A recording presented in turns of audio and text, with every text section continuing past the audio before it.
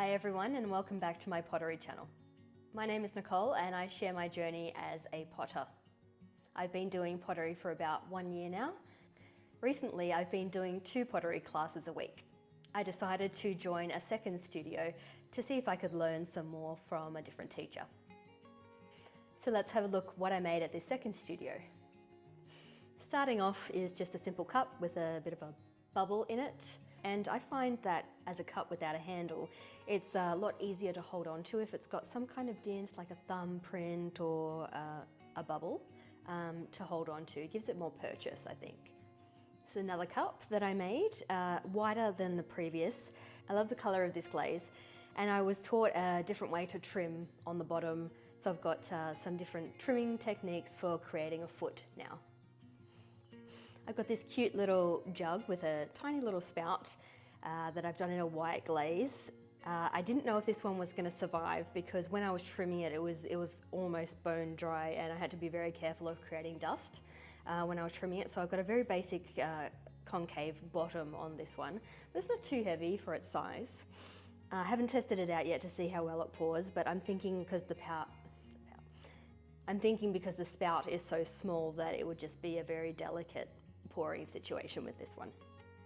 I've been playing around with closed bowl forms and trying to get that lovely rounded shape, almost like a moon jar. I don't know if it is anything like a moon jar at all. I really did like this glaze, but I'm a bit disappointed that I maybe have dipped it too quickly because it's not as opaque as I'd hoped. And you can see some of the drip marks where it's come out from the inside. So it's supposed to be like a cobalt blue colour, but I'm not mad about it. Here we've got my least favourite piece, only because of the glazing job I did. I probably should have left it as the white, which is quite lovely actually, but I decided to dip it in teal colour, which is nice itself. I just don't like how stark the line is around it. I thought maybe it might have blended a bit more, but that's okay. I do like the shape, so another kind of bubble, this time a bowl, not so much a cup. I mean, it could be a cup, a larger cup this time. I've trimmed a bit of an exposed foot. I really do, my personal preference is to have curved lines. I'm not too much into straight modern lines. My style is very much curves and rounded shapes. So I've tried to stick with that as my theme. This one is actually going to a friend because I found out that the silicone lids that I have fits quite perfectly on this one. So here we go. So that's going to be like a travel mug for getting coffees in at work. The lid stays on, so quite happy with that.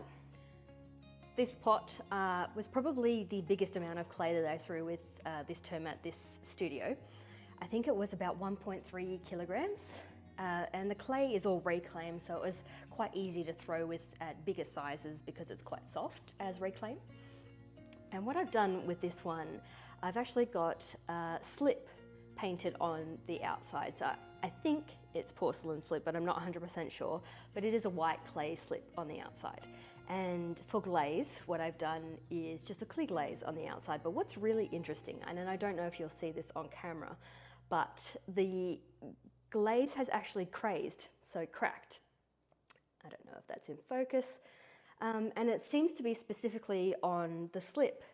So it's quite a nice effect. Crazing happens when the glaze and clay aren't a good fit, so they've either shrunk at different rates in the kiln, and it's caused stress on, this time, the glaze, and so it's cracked. One of my more significant pieces I made is a jar with a lid. So the jar itself has been thrown with a gallery, and the lid I've thrown, so I'll pop this down, I've thrown this way on the wheel, and I've actually thrown the knob together with the lid all in one piece, so I haven't attached it later in trimming. And so I've trimmed a little kind of key at the suggestion of my instructor to sit inside the gallery, so when we put the lid on in the right spot, it really is quite secure, so it's not wobbling at all. And to my most favourite piece of the term is this bowl. It is a little heavy. I can feel the thickness down at the bottom. As some of you may know, when you throw a bowl, you leave a lot of base for support for the walls of the bowl. So it's probably in trimming that I haven't taken off enough in this area. I have given it a decent exposed foot. Still a little heavy though, but it's so nice and round. I'm pretty sure I threw this one on a bat, so that probably is why it's so round. And I love the glaze colour. I've got a bit of pinholing down here. I'm not quite sure why that's happened. This bowl is going to be for my mum. She wanted a few serving bowls, so hopefully she's happy with it. But it is my favourite piece of this term. All right, that's it. Thank you for watching, and let me know what your favourite piece is in the comments.